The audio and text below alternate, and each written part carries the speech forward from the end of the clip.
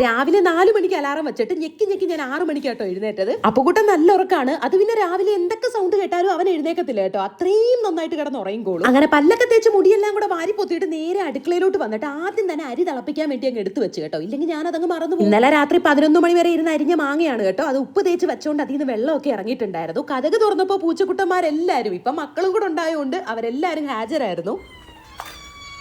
പൂച്ചക്കുട്ടികൾ ഇപ്പൊ ചെറുതായിട്ട് അടുത്തൊക്കെ വരാൻ തുടങ്ങിയിട്ടുണ്ട് കേട്ടോ. അങ്ങനെ അവർക്കുള്ള ആഹാരം എല്ലാം കൊടുത്തിട്ട് നേരെ അടുക്കളയിൽ വന്ന് കട്ടൻ തുറന്നിട്ടു. എന്നിട്ട് ഫ്രിഡ്ജിൽ നിന്ന് മീൻ എടുത്ത് പുറത്ത് വെച്ച് കേട്ടോ, ഐസ് മാറാൻ വേണ്ടിയിട്ട്. പിന്നെ അപ്പുക്കുട്ടിന് ഇന്ന് പൊട്ടറ്റോ കൊടുത്തു വിടാന്ന് വിചാരിച്ചു.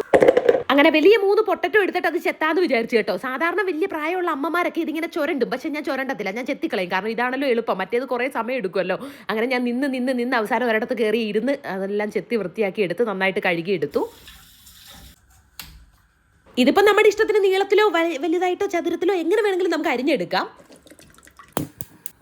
ചട്ടി അടുപ്പത്ത് വെച്ച് എണ്ണ ഒഴിച്ചിട്ട് അതിൽ കുറച്ച് മഞ്ഞപ്പൊടിയും മുളക് പൊടിയും ഉപ്പൂടി ഇട്ടിട്ട് ഈ ഉരുളക്കിഴങ്ങെല്ലാം കൂടെ തട്ടി കുടഞ്ഞു കൊടുക്കുക. വേണമെങ്കിൽ അടച്ചു വെച്ച് വേവിക്കാം, അതല്ലെങ്കിൽ തുറന്ന് വെച്ച് തന്നെ വേവിച്ചാൽ നല്ല മുരിഞ്ഞ് വരും കേട്ടോ. പിന്നെ മാങ്ങാച്ചാറിൻ്റെ അകത്തോട്ട് കുറച്ച് മുളക് പൊടി ഇട്ട് ഇളക്കിയിട്ട് നമ്മൾ കടുക് വറുത്തിടുന്ന പോലെ എണ്ണയ്ക്കകത്തോട്ട് കടുക്, അതുപോലെ കരിയാപ്പില, വറ്റൽമുളക്, അത് സംഭവം എല്ലാം കൂടെ മൂപ്പിച്ചിട്ട് അതിൻ്റെ പുറത്തോട്ട് അങ്ങ് ഒഴിച്ച് ഇളക്കി കഴിഞ്ഞാൽ മാങ്ങാച്ചാറും റെഡിയാണ്. ഇതിനിടയ്ക്ക് അരി സെറ്റ് ആയിട്ടുണ്ടായിരുന്നു കേട്ടോ. അത് ഞാൻ കൈയോടെ ഊറ്റി മാറ്റി വെച്ചു. ഇതിൻ്റെ ഇടയ്ക്ക് ഇത്രയും വലുതായിട്ട് കുത്തി മറിഞ്ഞ് അവിടെ പോയിരുന്ന് പാല് കുടിക്കുന്നുണ്ടാ. ചിലപ്പോൾ തള്ളപ്പൂച്ച ഓട്ടിക്കാറുണ്ട് കേട്ടോ.